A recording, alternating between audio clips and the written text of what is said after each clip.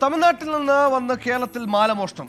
കൊല്ലത്ത് സ്വകാര്യ ബസ്സിൽ നിന്ന് യുവതിയുടെ മാല മോഷ്ടിച്ച സഹോദരിമാർ പിടിയിൽ. 3 പേരാണ് പിടിയിലായത്. ബസ്സിലെ കവർച്ചയ്ക്കിടെ യാത്രക്കാരാണ് സഹോദരിമാരെ കയ്യോടെ പിടികൂടി പോലീസിൽ ഏൽപ്പിച്ചത്.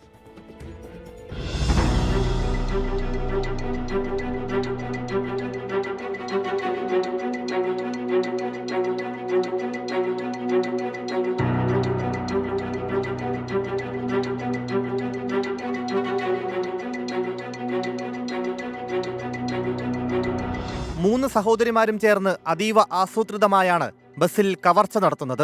തിരക്കുള്ള ബസ് തിരഞ്ഞുപിടിച്ച് കയറും. തിരക്കിനിടയിൽ ഇവർ 3 പേർ ചേർന്ന് ബസ്സിനുള്ളിൽ നടന്നും തിക്കിയും തിരക്കിന്റെ കാഠിന്യം കൂട്ടും. ഈ ഗ്യാപ്പിൽ മോഷണം തീർക്കും. ഇതായിരുന്നു മോഷണ രീതി. പക്ഷേ എല്ലാം കഴിഞ്ഞ ദിവസം പാളി. കോയമ്പത്തൂർ പുളിയിലക്കോവിൽ സ്വദേശികളായ സാറ, മേഖല, വേലമ്മ എന്നിവരാണ് പിടിയിലായത്.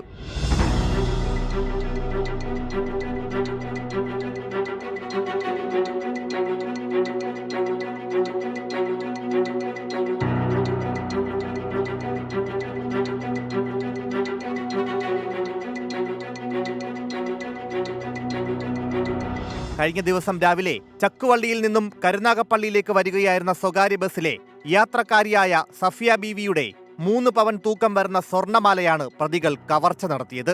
പ്രതികൾ ബസ്സിൽ തിരക്കുണ്ടാക്കുകയും സാറ തന്ത്രപൂർവ്വം മാലയുടെ കൊളുത്തിളക്കി മോഷ്ടിക്കുകയുമായിരുന്നു. മോഷണശ്രമം സഹയാത്രികരുടെ ശ്രദ്ധയിൽപ്പെട്ടതോടെ പ്രതികൾ മോഷ്ടിച്ച മാല ഉപേക്ഷിച്ച് രക്ഷപ്പെടാൻ ശ്രമിക്കുന്നതിനിടയിൽ പോലീസ് എത്തി പ്രതികളെ കസ്റ്റഡിയിലെടുക്കുകയായിരുന്നു. കരുനാഗപ്പള്ളി ഇൻസ്പെക്ടറുടെ നേതൃത്വത്തിൽ നടന്ന അന്വേഷണത്തിൽ പ്രതികൾ നിരവധി മോഷണ കേസുകളിലെ പ്രതികളാണെന്ന് പോലീസ് കണ്ടെത്തി. 24 കൊല്ലം.